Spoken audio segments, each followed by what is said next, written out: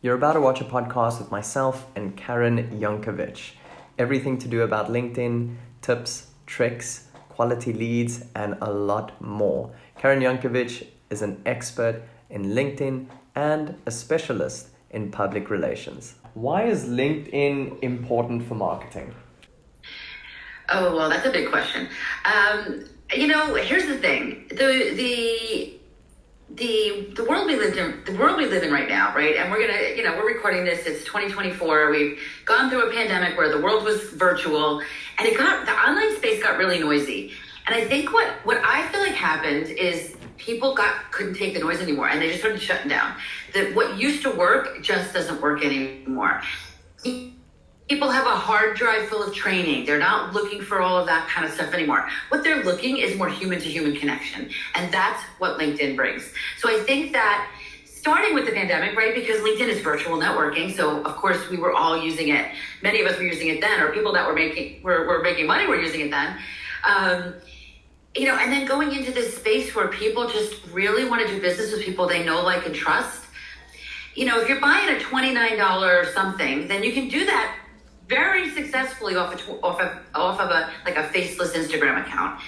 But if you are looking to land higher ticket contracts and I often say, you can sell a pen anywhere you want, but if you want to get a distributor that wants to buy 100,000 of your pens, that's what you use LinkedIn for. So I think that people are recognizing that and they're realizing the importance of their brand, of the human-to-human aspect that LinkedIn gives us. And I can see you're so passionate about LinkedIn and I can see all your results.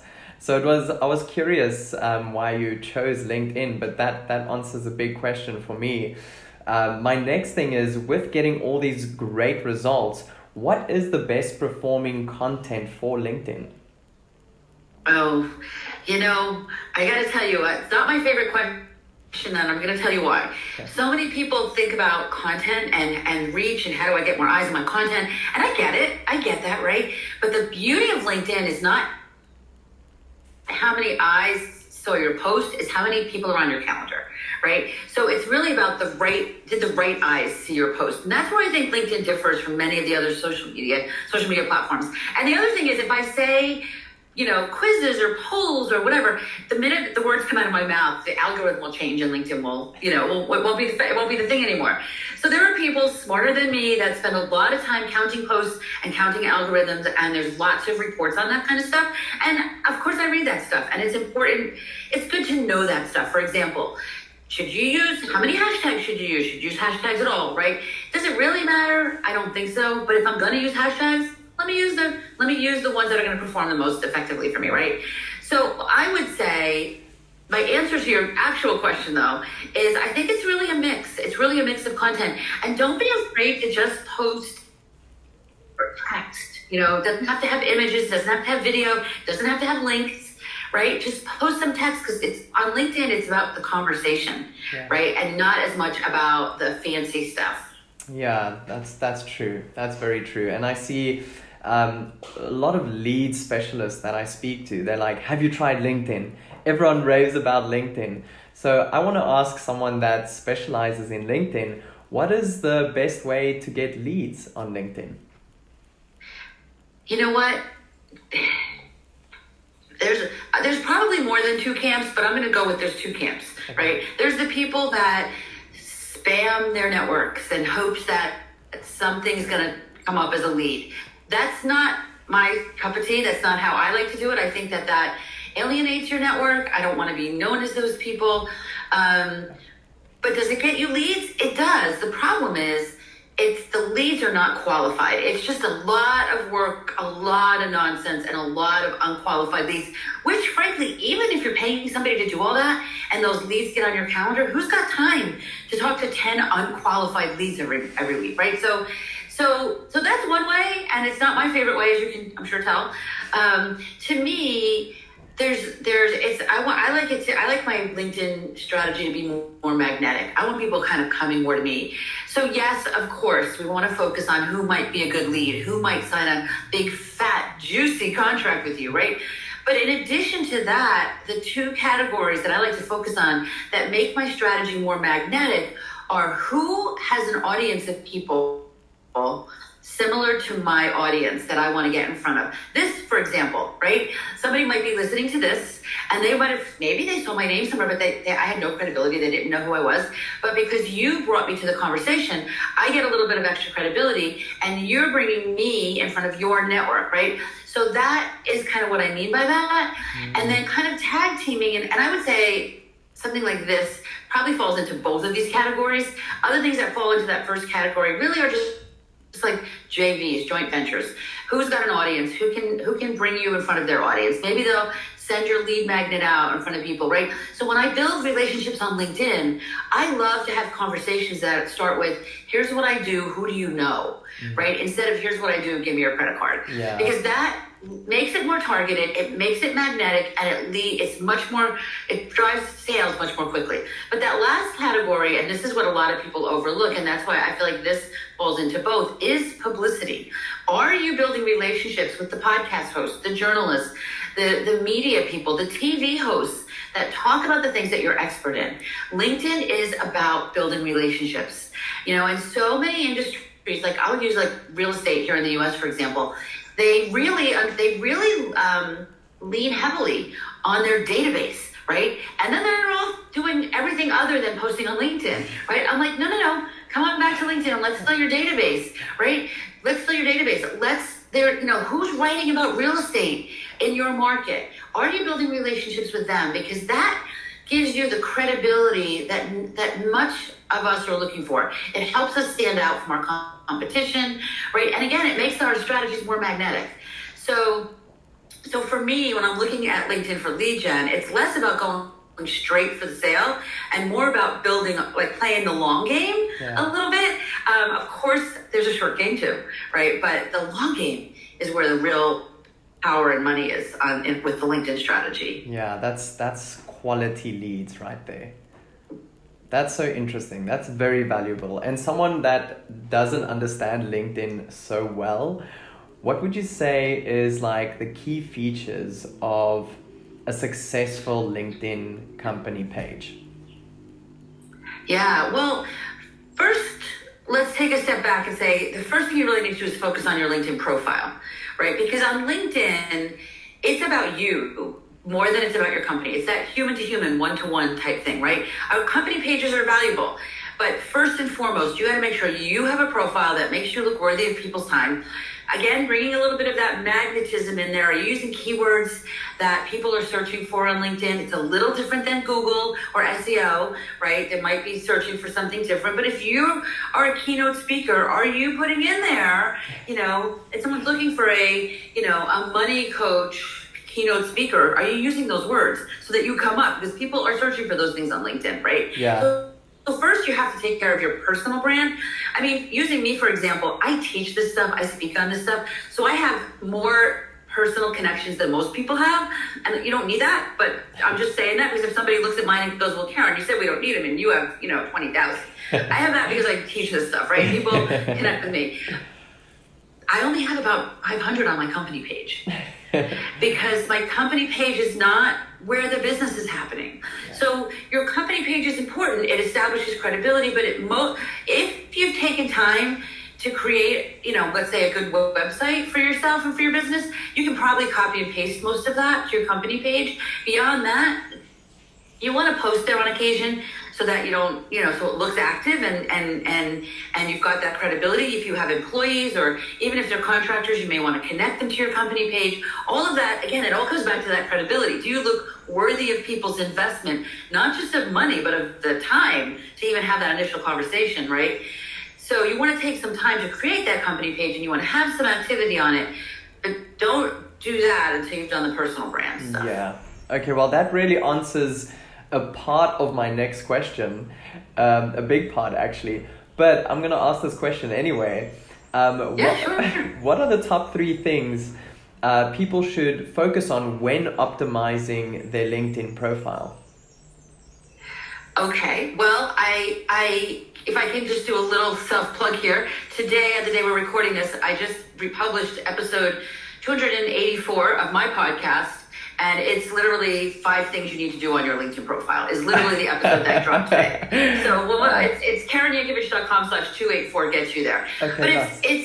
it's really, and it's probably a little bit more niche stuff in that episode than really you need to do, but they're easy things to do that we all should just do, right? But more importantly, it's less about the specific tasks and more about the energy of your profile. So many people write their LinkedIn profile like it's their online resume, right? And your resume is all about who you used to be, right? We really want to write our LinkedIn profile focusing on the person we're stepping into, right? Who are we becoming, kind of dressing for the job we want. I don't want you to make stuff up, but I want you to have a profile that's more about your brand than about your resume. And thinking about that even in the headline, like if you're the CEO of your company, sure, maybe it makes you impressive, but nobody really cares, right? What they care when you're like, let's just using your headline, for example, is let's say you're a financial planner, right? You might be a great financial planner. Maybe you're the CEO of your financial planner universe, right?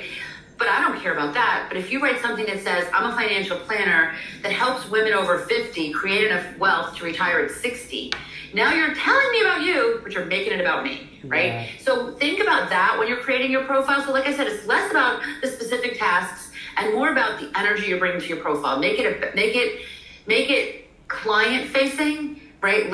Tell me all the good things about you, but do it in the perspective of why should I care? Yeah. Right? And then again, keeping your brand focused more than your resume. And then of course there's the experience section, which is more resume-like, and that's where you want to put all that other stuff. But focus first on what makes you different than your competition. What makes you stand out from everybody else that does what you do, right? And that's really what the biggest focus is when you're creating your profile. That's such a great perspective to have, something that I wouldn't have thought about.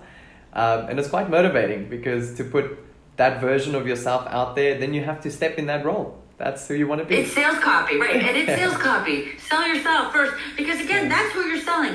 It isn't just about getting people's money. It's about the investment and the time to have that conversation so they can give you a big fat check to buy 100,000 of your pens, right? Yeah. So you have to look worthy of that. And that's why I love the PR piece. And that's why I think your profile needs to showcase you as the person you're kind of stepping into. Unless nobody really cares that you know Word or Excel. Yeah. They don't care about any of that. Yeah. Oh, that's amazing. Well, I'm going to finish off with my 2 last questions, Karen. The second last one being also a bit more about advertising, less about advertising yourself, but what are, as an expert, the effective strategies for LinkedIn advertising? Oh my gosh, LinkedIn advertising is hot. It is hot, especially in the world where Facebook ads is so volatile, right? I can probably, think of 10 people off the top of my head that have had their Facebook account shut down, ad account shut down for something they didn't even do or didn't know they did, right? Yeah. So many people have so many eggs in that basket and it's so volatile, it's crazy. And the word on the street is that LinkedIn ads is too expensive, but that's not true. That's not really true. First of all, if your opportunity is worthy of it, then we're okay spending more money on an ad, right? So you're not going to be maybe not using LinkedIn ads for your $27 stuff, but maybe for the bigger opportunities. So first think about that, but that it's really all in line with everything I've said here today, right? Yeah. I like to think of it as like flipping the funnel, right? We're not looking for our lower ticket stuff. We're using LinkedIn to market our highest ticket stuff. Yeah. So when you're thinking about that, the cost per ad is a little bit that we don't care as much about that. And I will say I've done comparisons and I've gotten better costs per clicks on LinkedIn than I've gotten on Facebook, side by side, same day of the week, same, So the rumor is that LinkedIn is more expensive, and maybe it is, but I found that it doesn't have to be. LinkedIn's advertising is LinkedIn knows so much about us, right? We think Facebook knows about us, but we tell LinkedIn all this stuff, right? We tell them all this stuff. We tell them we graduated high school. We tell them where we worked. We tell them all these things, right? There is now the word's going to escape me, but it's kind of like the equivalent of a Facebook pixel, but it's a LinkedIn something that you want to put on your website. And then when you go back to LinkedIn, information you can get from that is unbelievable. So, put a little focus in and, listen, you may want to hire somebody to do this. I don't do that, but you may want to hire somebody because it is a little bit more expensive. It's not like, let me throw $100 at this and see how it goes, right? So, so it might be worth hiring somebody that made all the mistakes already, right? So you're not spending the money to make the mistakes that we are all going to make, right? But once you get it dialed in, it's really a great platform. And the other interesting thing personally that I found about LinkedIn ads is that it's not the immediate gratification that Facebook ads have, but let's say, I use LinkedIn ads, let's say to market a workshop, right? I can tell in my CRM that person originally came from a LinkedIn ad, right? So if I'll find like a year later or 2 years later, I'm like, oh, that was a LinkedIn ad. So there's longevity to the LinkedIn, to the people that you connect with on LinkedIn ads. The other thing too is, again, we're going deep, not wide here, right? We're not looking to just throw spaghetti at the wall. You can also see who that ad, if you have it set up properly, you can see who the person is, who the person is, and you can reach out to them like a week later and say, hey, Mary, I see that you checked out my workshop last week. I wanted to connect with you because you know more about me than I know about you right now. And I want to get to know more about you. These are hot leads. They asked it was targeted. You targeted them, and then they watched your stuff, right? So again, if you're thinking about deep, not wide, and you're thinking about those 5K, 10K, and 25K opportunities, LinkedIn ads are golden. Yeah, this just makes me want to run LinkedIn ads now because... Yes, you should. You totally should. Thousands and thousands of dollars gets put into Google and PPC and even, Meta, Facebook, but I've never really dabbled with the LinkedIn space. So that gets me really excited for LinkedIn advertising. And like you said, it's the longevity of it. So you're ending up with real quality sales or leads. Exactly. And I'm going to just give a shout out to AJ Wilcox. And if you check out my podcast, I don't know what the episode is, but I did interview him a couple years ago. He is the man for LinkedIn ads. He's got a great podcast. Listen to his show and do everything he says to do. Okay, perfect. Well, I will do that, Karen. And I'll also finish off with my last question, which is more like a statement to just let the people know what you've got going on in your life. Yeah, well, I have a podcast. My podcast is called Good Girls Get Rich. Doesn't mean we don't work with men, we do. I just think women are underrepresented in LinkedIn strategies, and I want them to be at the table. And there's just a lot of great LinkedIn strategies on the podcast. And it's a great way to get started. So I would say start with the podcast because it's free. Connect with me on LinkedIn. Let me know that you heard me here, and I'm happy to. If you want to know what it looks like to have some strategy. Happy to if you go to my LinkedIn profile, in my featured section, there's always something there that tells you what's going on in our business, in our world, and the best way to get started was getting some support with this. Thank you so much, Karen. I will do, definitely. I need to work on my LinkedIn, so don't judge my profile once you see it. No judging. Listen, that's why people call me, right? So I have no judgment whatsoever. I'm just happy to help anybody that's looking for some help. Thank you for the valuable insights, and once again, thank you so much for your time, and good luck with everything lying ahead. Thank you so much. Thanks for having me.